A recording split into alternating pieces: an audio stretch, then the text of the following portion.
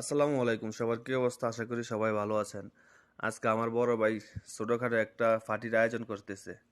এখানে আজকে খেপসা রান্না করা হবে, তাই সবকিছু কাটাকুটি চলতেছে।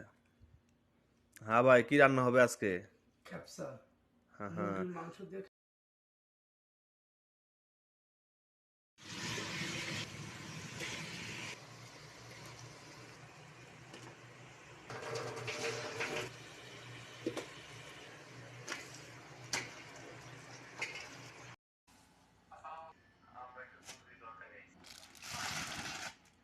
মাশাআল্লাহ। হইছে।